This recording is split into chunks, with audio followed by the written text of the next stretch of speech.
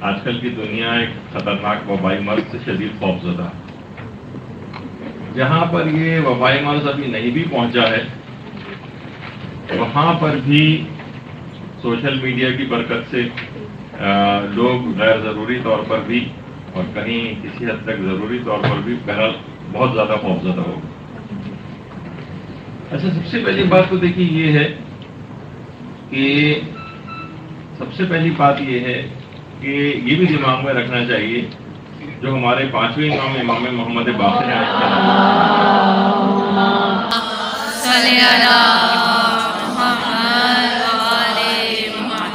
جب کوئی گناہ کسی قوم میں پایا جائے اور وہ اس گناہ کو علن اعلان کرنے لگے، سارے عام انجام دینے لگے، تو وہ طاعون یا کسی ایسی بیماری میں مبتلا ہو جاتے ہیں جس کی ان کے گزشتگان میں مثال بھی نہیں ملتی. تو بہت ساری چیزیں دیکھیے اس قسم کی ہیں کہ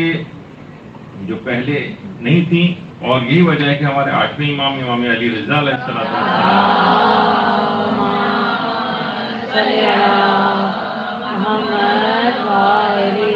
فرماتے ہیں کہ بندے جو نت نئے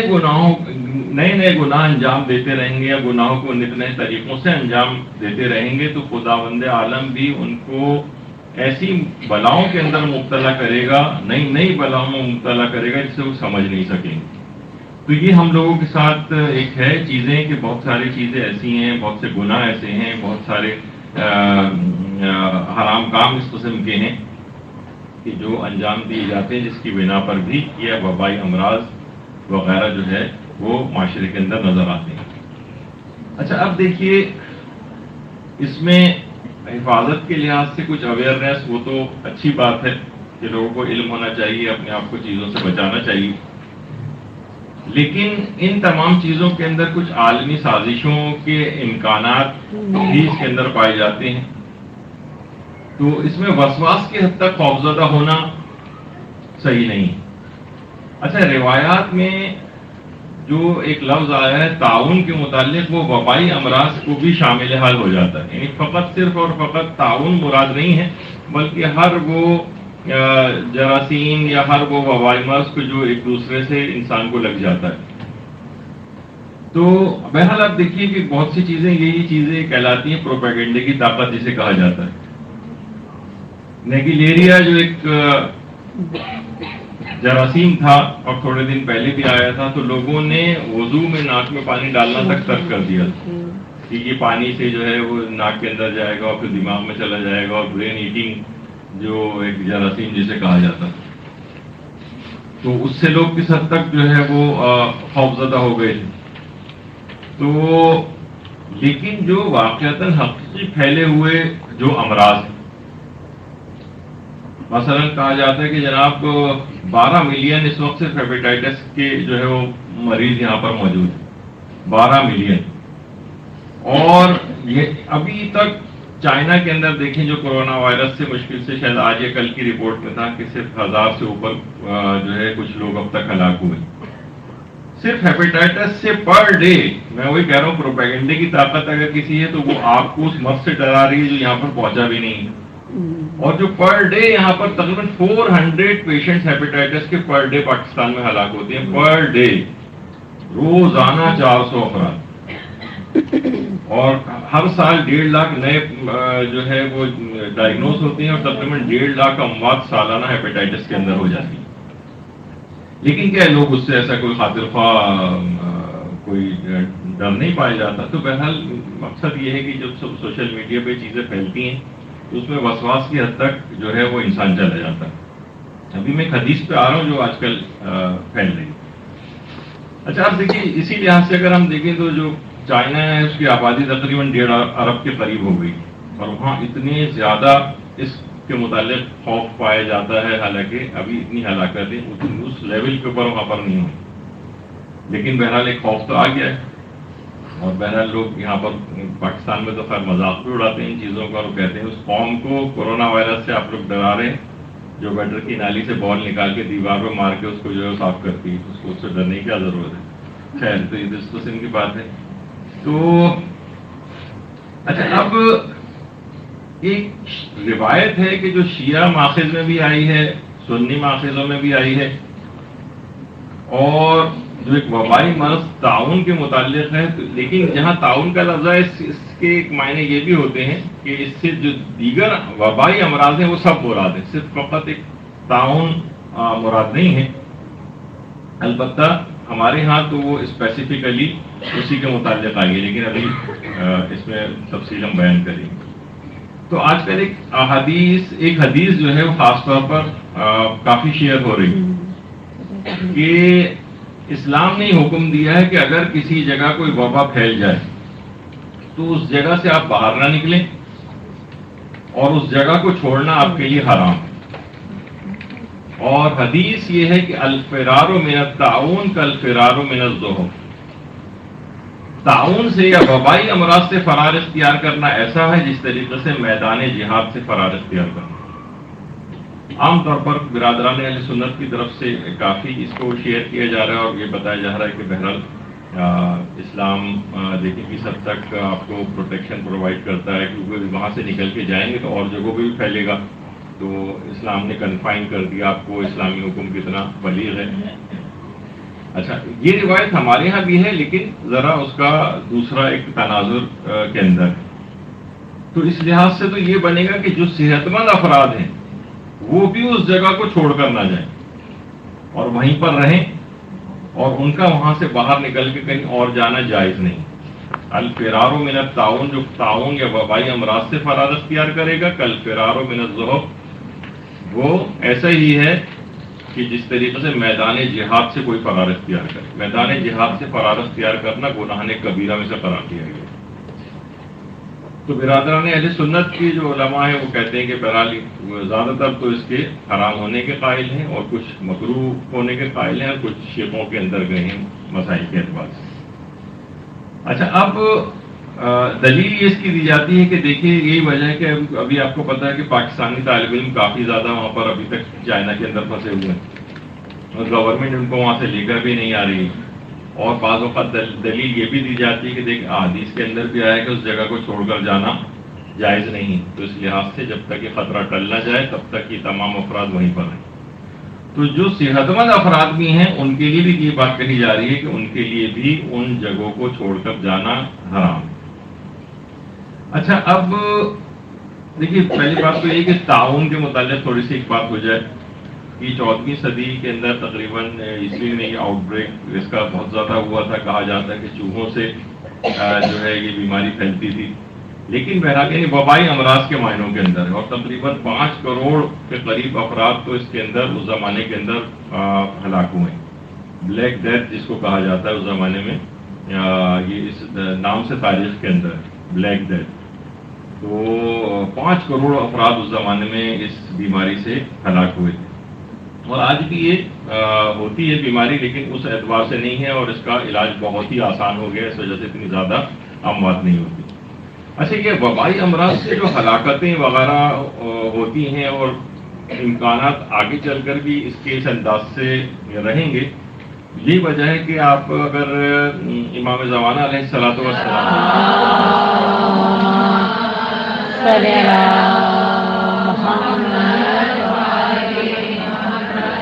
ان کی اگر آپ ظہور کی نشانیاں وغیرہ پڑھیں تو اس کے اندر ایک نشانی یہ بیان کی گئی ہے کہ اس زمانے میں سرخ موت ہوگی، دنیا کی تہائی آبادی سرخ موت سے جو ہے مرے گی، اور 1/3 آبادی سفید موت سے مرے گی۔ سرخ موت تو واضح ہے کہ ظاہر ہے کہ کچھ تو خون ہوگا، لڑائی جھگڑا ہوگا، اور جنگیں ہوں گی، قتال ہوگا جس کے نتیجے میں خون بہے گا اور دنیا کی بڑی، یہ تمام چیزیں امام کے ظہور سے پہلے کی۔ لوگ عام طور پہ سوچتے ہیں کہ امام کا ظہور جو ہے اس کے بعد اتنی شدید قسم کی جو ہے وہ جنگیں ہوں گی اور دنیا جو ہے اس طرح سے ان کی، تو لوگ ان کی آمد سے خوفزدہ ہوتے ہیں، جبکہ تمام چیزیں جو ہیں یہ تمام جنگیں زیادہ تر یہ امام کے ظہور سے پہلے ہو چکی ہوں گی، یعنی یہ قتال، تو اس کے بعد بھی امام ظالموں کے خلاف جو ہے وہ قیام کریں گے، لیکن اس میں اتنا زیادہ قتال نہیں ہوگا۔ اور دوسری ہے سفید موت۔ سفید موت کے متعلق کہا جاتا ہے کہ وہ یہی وبائی امراض وغیرہ کی دنیا کی بہت بڑی تعداد اس کے اندر جو ہے ہلاک ہے۔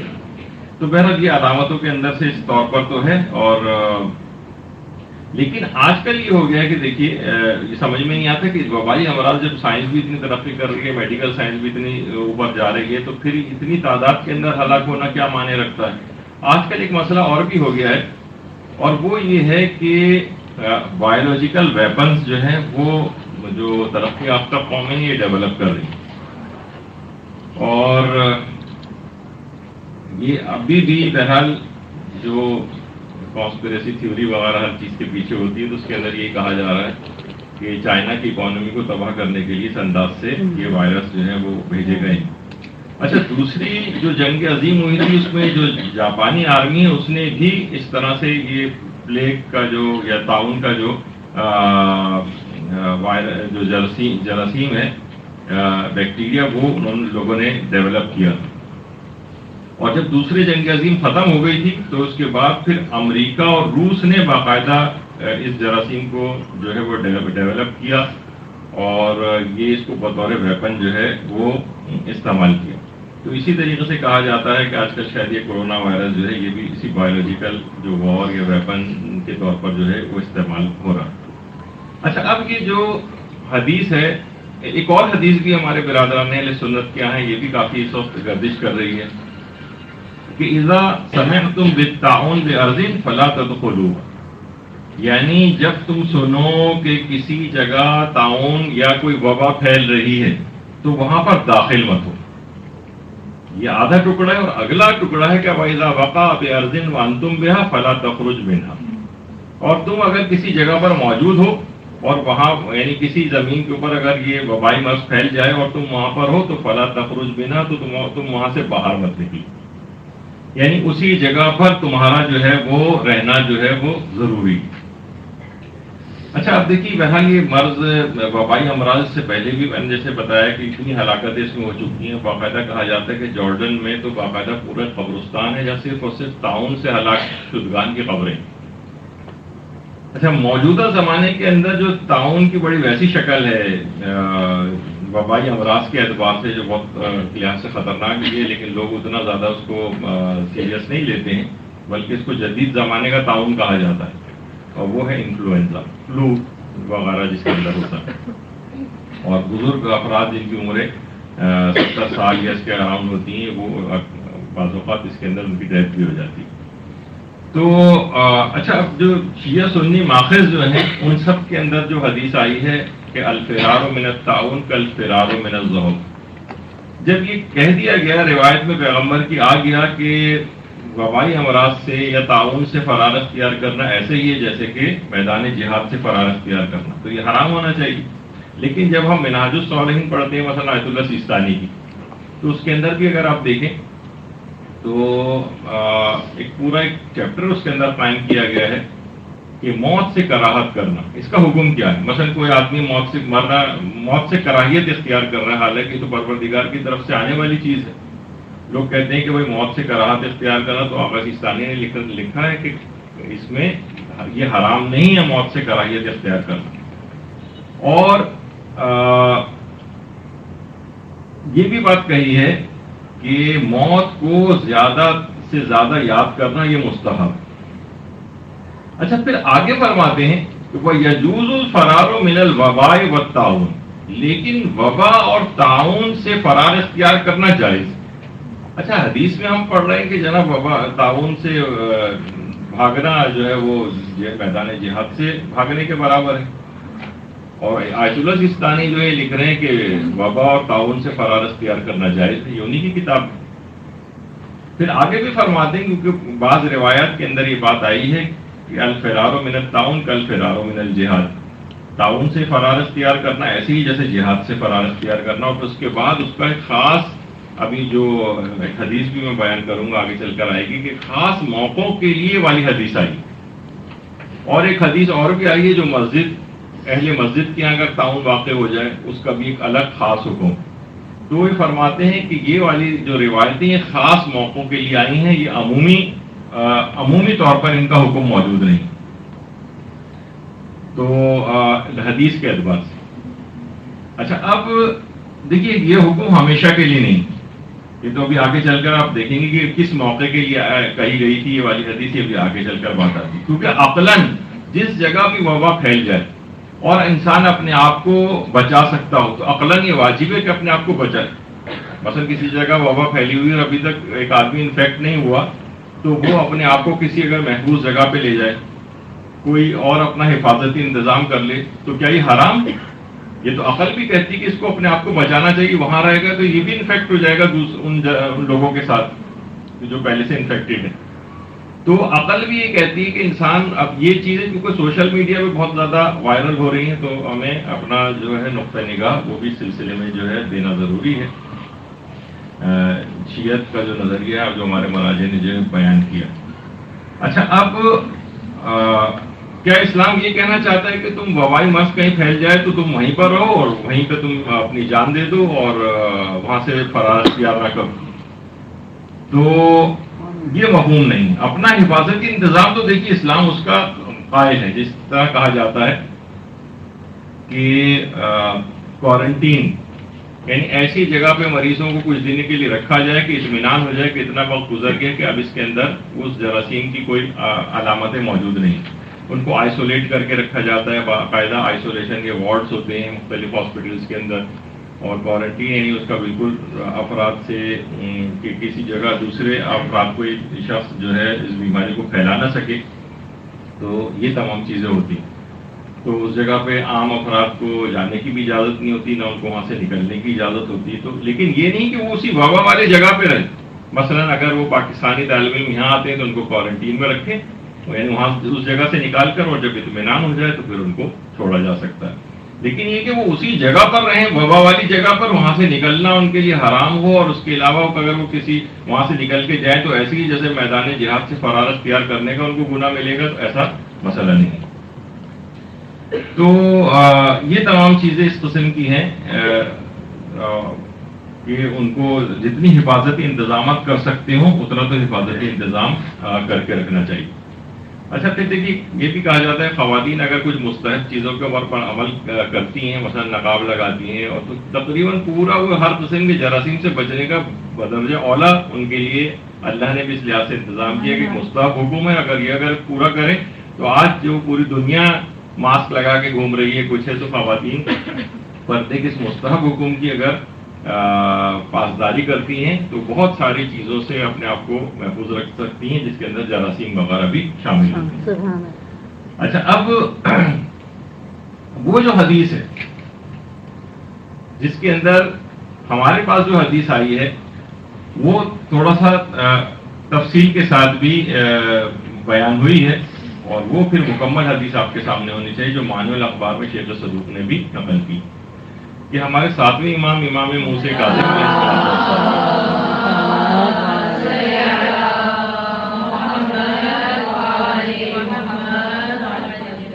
راوی امام کے پاس آتا ہے اور کہتا ہے کہ مولا اگر کسی شہر میں طاعون کی وبا پھیل جائے, یا اسی طریقے سے ہم اپنے الفاظ میں کہیں کہ جس طرح وبائی امراض ہوتے ہیں, جیسے یہ کورونا وائرس مثلا اگر آ گیا, اگر کسی شہر میں طاعون کی وبا پھیل جائے تو کیا وہاں سے فرار اختیار کرنا جائز ہے؟ تو اس نے ابھی شہر کا پوچھا. اچھا, امام نے کہا جائز. اس نے کہا کہ مولا اگر کسی قریے یا محلے کے اندر یہ وبا پھیل جائے تو کیا وہاں سے فرار اختیار کرنا جائز ہے؟ امام نے کہا جائز. پھر اس نے کہا کہ اچھا اگر کسی کے گھر میں یہ وبا پھیل جائے تو کیا وہ وہاں سے جا سکتا ہے کسی دوسری جگہ؟ کہا کیا یہ بھی جائز ہے. تو راوی حیران رہ گئے, کہنے لگا کہ مولا پھر وہ جو پیغمبر اسلام کی حدیث کا کیا ہوگا, الفرار من الطاعون کالفرار من الذئب, کہ میدان جہاد سے فرار اختیار کرنے کے متعلق. تو پھر امام نے یہ چیز فرمائی. پہلے ایک چیز اور بتا دوں کہ ہمارے دیکھیے راوی نے بھی اس تقریباً جو ہمارے یہاں میڈیکل کی جو ٹرمینالوجی ہوتی ہے, ایک تو ہوتی ہے ایپیڈیمک کی, جو ایک دم سے جو وبا پھیلتی ہے. ہمارے یہاں میڈیکل سائنس میں ایپیڈیمک, اینڈیمک اور پینڈیمک جو ہے چیزیں کہلاتی ہیں. ایپیڈیمک یعنی کسی علاقے کے اندر, مثلا خدا نخواستہ انچولی میں کوئی وبا پھیل جائے یا کسی اس طرح سے, تو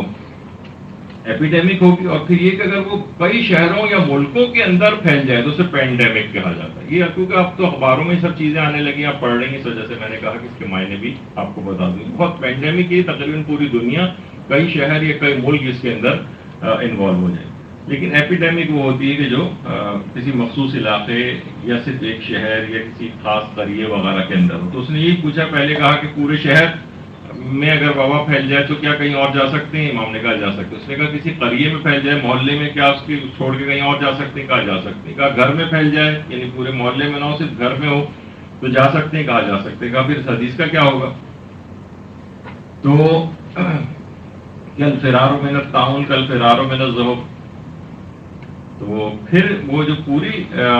روایت ہے اس کا بہرحال خلاصہ یہ ہے کہ امام نے فرمایا کہ حدیث پیغمبر نے خاص موقع پر ارشاد فرمائی تھی کہ جب مسلمان ملک کی سرحدوں میں طاعون پھیل گیا تھا اور اس وقت مسلمان حالت جنگ میں تھے، یعنی اس وقت مسلمانوں کی کفار کے ساتھ جنگ ہو رہی تھی اور اس وقت مسلمان سرحدوں کے اندر یہ طاعون پھیل گیا تھا. تو مسلمان اس جنگ کو چھوڑ کر فرار ہونے لگے تھے کیونکہ یہاں پر طاعون پھیل گیا ہے، تو اس سے مسلمان وہ جنگ ہار جاتے. تو پیغمبر نے کہا کہ اس وقت تم ان لوگوں کا یہاں سے اس کو جگہ کو چھوڑ کر جانا جائز نہیں. تو یہ خاص موقع پر وہ جب وہ جنگ واقع ہو رہی تھی اس وقت، کیونکہ اس وقت طاعون سے فرار اختیار کر کے جو بھاگ رہے تھے تو اس سے مسلمان جنگ ہار جاتے جو کفار کے ساتھ لڑائی ہو رہی تھی. تو خاص موقع پر یہ پیغمبر نے حکم دیا تھا. یہ حکم آج کل کے زمانے عام طور پر یہ حکم نہیں. اب تو کسی سے کوئی جنگ نہیں ہو رہی، نہ اس مسلمان جو سرحدوں کے اوپر کوئی اس طرح کی کوئی جنگ ہے کہ اگر وہاں سے چھوڑ کر بھاگیں گے تو مسلمان جنگ ہار جائیں گے. تو یہ خاص موقع کے لیے تھی. لیکن یہ آج کل کیونکہ بہت زیادہ اس کے اوپر پھیل رہی ہے تو باقاعدہ، کیونکہ دیکھیے بہرحال جو ہمارے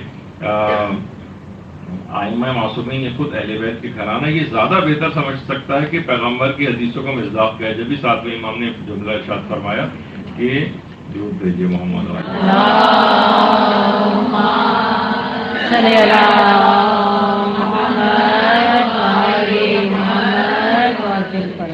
تو دیکھیں ان سب چیزوں کا ایک خاص موقع تھا، سیاق و سباق تھا. یہی وجہ ہے کہ آیت اللہ سیستانی باقاعدہ اس بات کو بہت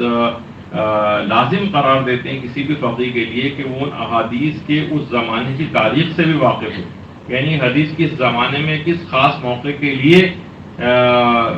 کہی گئی. مثلا ایک ہے جو کہا جاتا ہے کہ جنگ خیبر جب ہو رہی تھی، اور یہ والی حدیث صحیح بخاری کے اندر بھی کہ جب جنگ خیبر ہو رہی تھی تو پیغمبر نے اس وقت، یہ خیبر کا قلعہ، اس وقت پیغمبر اسلام نے باقاعدہ یہ حکم جاری کیا تھا کہ گدھے کا گوشت کھانا حرام. یہ ہمارے برادران سنت کی کتابوں کے اندر بھی. تو آیت اللہ سیستانی فرماتے ہیں کہ دیکھیے اس بات کو جاننا بہت ضروری کہ وہ حکم عام ہے، یعنی ہر زمانے کے لیے اس کو حرام قرار دے دیا تھا، یا یہ کہ کچھ خاص موقعوں کے لیے حرام قرار دیا تھا. مثلا آپ کو پتہ ہے نا، ویسے ضمن ذکر کر دیا جائے کہ گدھا اور گھوڑا یہ حرام گوشت جانور نہیں.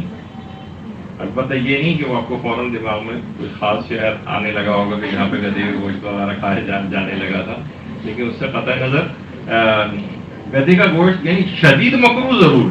گدھے کا گوشت شدید مکروہ ہے کھانا، حرام تو بہرحال نہیں ہے. تو کہا کہ اصلاً یہ جو پیغمبر نے گدھے کا گوشت کھانا حرام قرار دیا تھا اس وقت جنگ خیبر واقع ہو رہی تھی اور مسلمانوں کے پاس اسلحے کی ترسیل کا واحد ذریعہ یہ گدھے اور خچر وغیرہ کے جن کے اوپر اسلحہ رکھ کے اور اسلحہ ترسیل کیا جاتا تھا مجاہدین تک. اگر اس وقت اچھے زمانے میں آپ کو پتہ ہے کہ بھوک افلاس اور یہ سب چیزیں بہت ہوتی تھی، اور اگر مسلمانوں کو ظاہر بھوک لگ رہی ہے کچھ ہے تو بہرحال ایسے موقع پر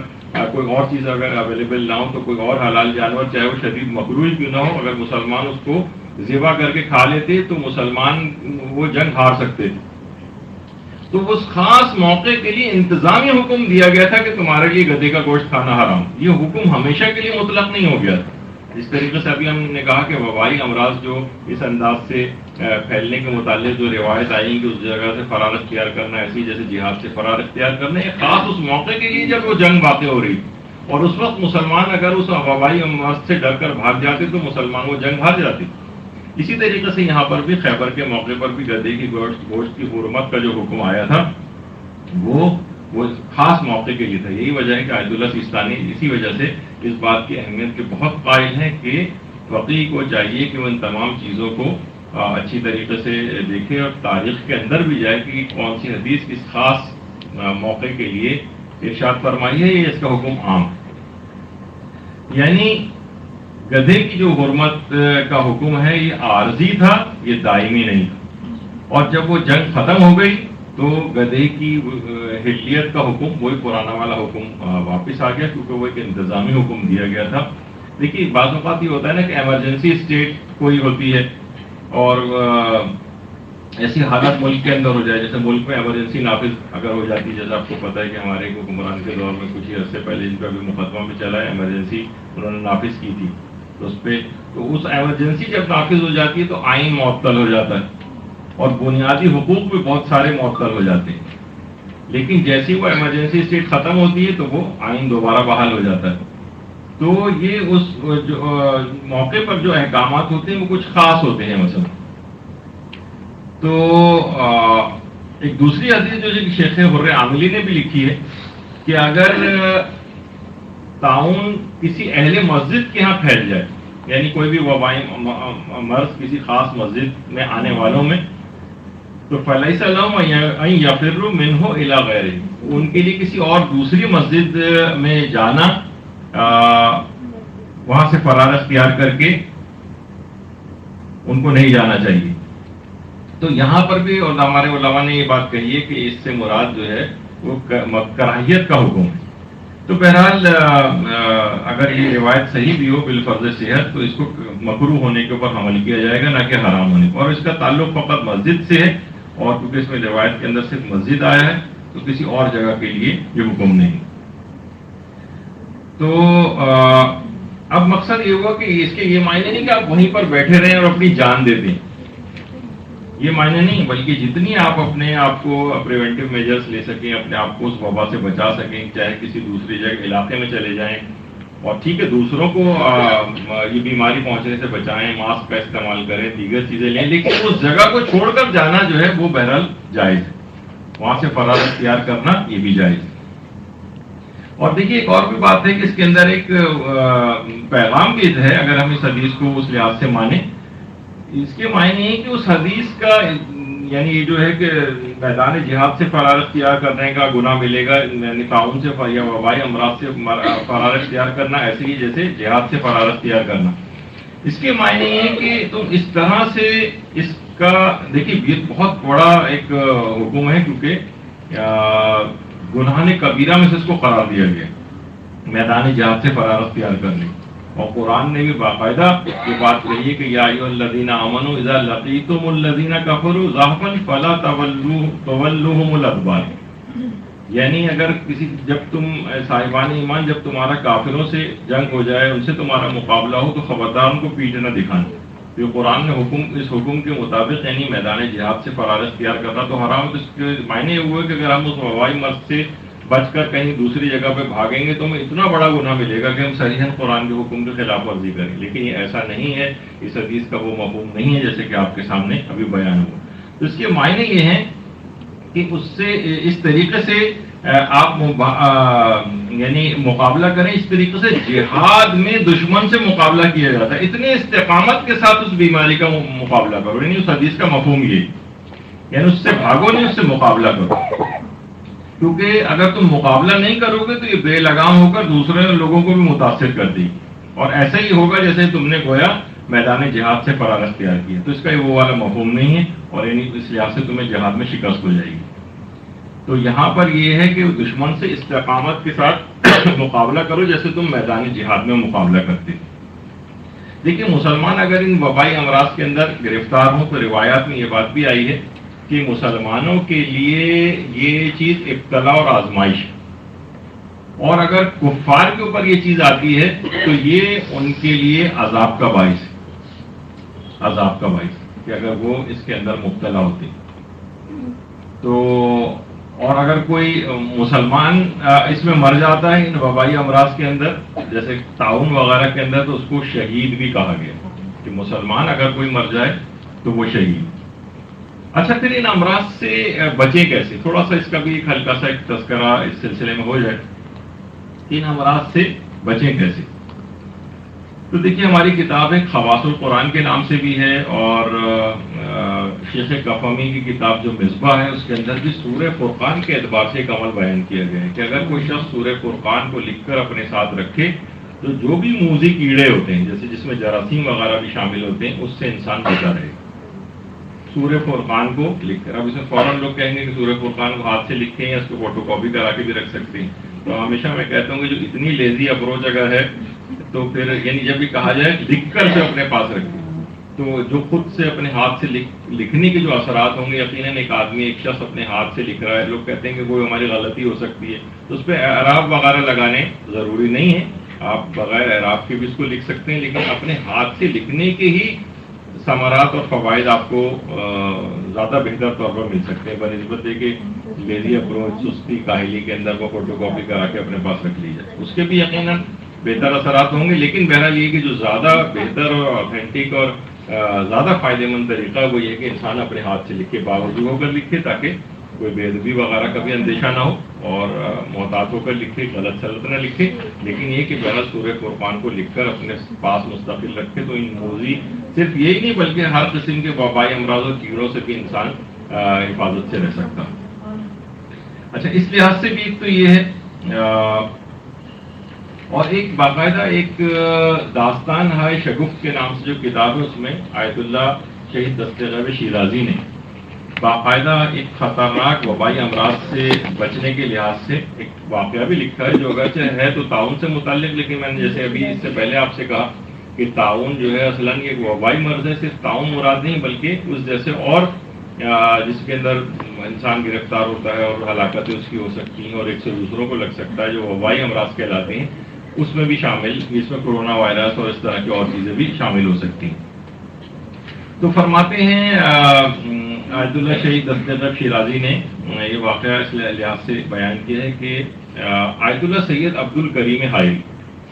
یہ آیت اللہ سید عبد الکریم حائری وہی ہیں کہ جو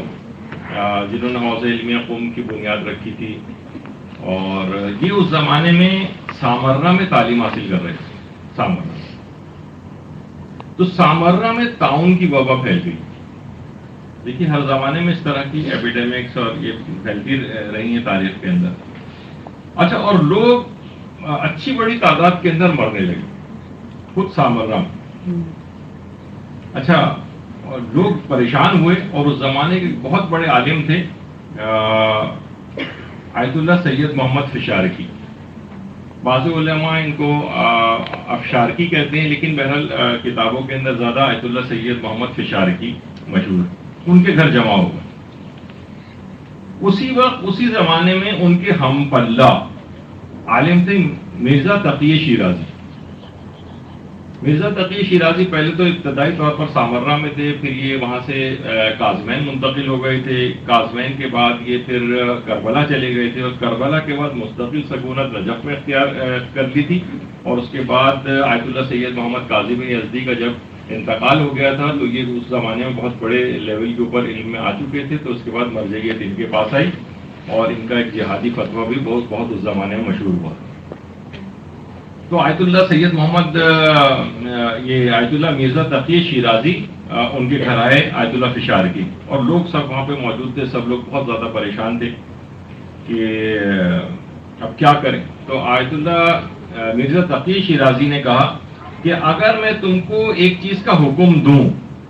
تو کیا تم لوگ اس کو انجام دو گے؟ تو تمام مومنین نے کہا کہ ہاں ہم لوگ انجام دیں گے، اگر ہمیں اس بیماری سے اگر آپ بچا لیں. بہت بڑی تعداد کے اندر لوگوں کی اس لحاظ سے ہلاکتیں ہو رہی ہیں. تو کہا کہ پھر میں تم سے کہتا ہوں کہ تمام مومنین مسلسل 10 روز تک زیارت عاشورہ کی تلاوت کریں، مسلسل 10 روز تک، اور اس کا ثواب ہمارے امام زمانہ کی والدہ گرامی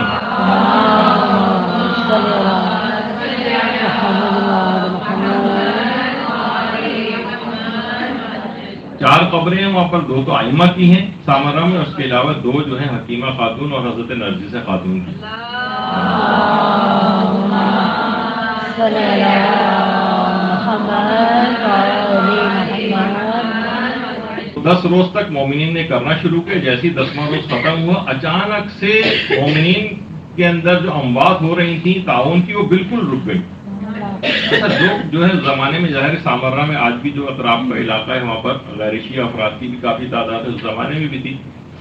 تو لوگ بڑے پریشان ہوئے جو غیر شیعہ افراد تھے کہ ہمارے ہاں تو ہلاکتیں رک نہیں رہی لیکن ان کے ہاں بالکل ہلاکتیں رک گئی۔ تو ان لوگوں نے آ کر پوچھا تو انہوں نے کہا کہ ہمارے جو مرجع ہیں مرزا تقی شیرازی، انہوں نے ایک عمل بتایا کہ زیارت عاشورہ کو پڑھنے کے بعد اگر ہم اس کا ثواب امام مہدی علیہ السلام کی والدہ حضرت نرجس صلی علی محمد وعلی محمد، ان کو اگر ہدیہ کریں تو اس سے ہلاکتیں رک جائیں گی، اور ہم نے دیکھا کہ ہلاکتیں رک گئیں۔ اور اس کے بعد کتابوں میں ملتا ہے کہ پھر غیر شیعہ افراد نے بھی جب یہ عمل کر کے اور امام زمانہ کی والدہ کو ہدیہ کرنا شروع کیا تو ان کے ہاں بھی ہلاکتیں ہونا ختم ہو گئی۔ سبحان اللہ، ضرور بھیجیے صلی علی محمد۔ تو اس لحاظ سے پیغام پورے اس کا یہ نکلا۔ ہم نے جو پہلی حدیث آپ دیکھیں گی یوٹیوب پر اٹھا کر دیکھیں، اور جو سوشل میڈیا پہ جو مختلف فیس بک وغیرہ پہ جو پوسٹ کی طور پہ شیئر ہو رہی ہے وہ حدیث کہ دیکھیں کتنا اچھا اسلام کا حکم ہے کہ اس جگہ کو چھوڑ کر نہ جاؤ، تو یہ اس کا مفہوم بالکل بھی نہیں ہے۔ ہمارے یہاں بالکل جائز ہے کہ اس وبائی جگہ کو چھوڑ کر دوسری جگہوں پہ جانا، البتہ اپنی حفاظت کا، اپنا اور دوسروں کی حفاظت کا انتظام کرتے ہوئے۔ وہ تو ایک عقلی حکم ہے، لہٰذا حدیث کا وہ مفہوم نہیں جس اعتبار سے لوگوں نے اس کو سمجھا۔